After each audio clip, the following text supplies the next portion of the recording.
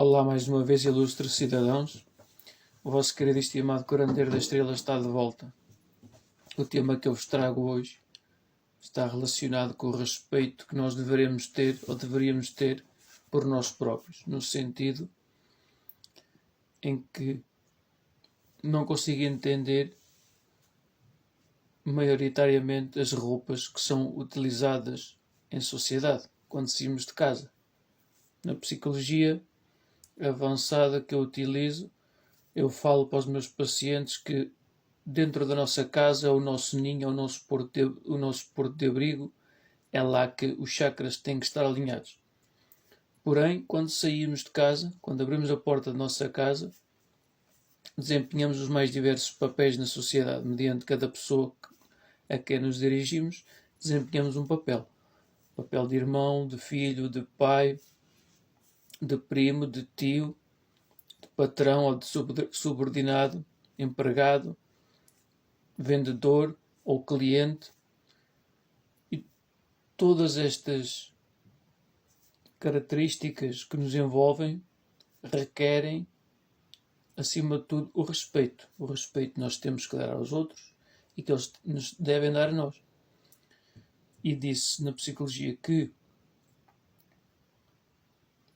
o nosso respeito, o respeito que nós damos e a nossa liberdade termina quando começa a dos outros. E a dos outros termina quando começa a nossa. Então eu pergunto, o porquê? Isto é mais relacionado até ao sexo feminino. Não consigo entender.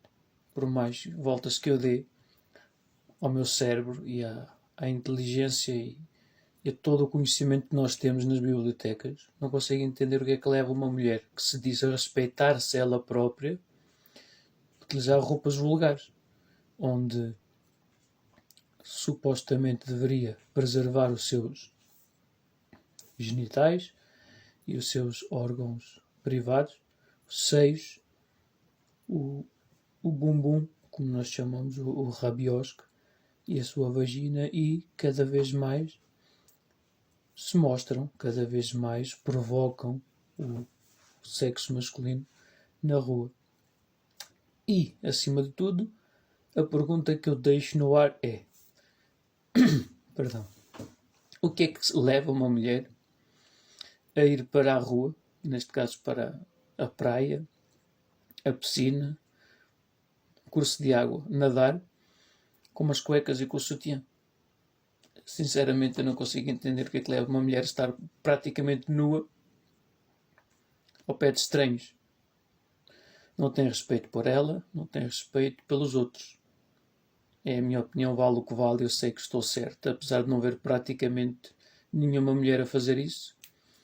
Isto sim deveria ser o que se adequa à sociedade, quando nós estamos perante pessoas que não são o nosso marido nem os nossos filhos.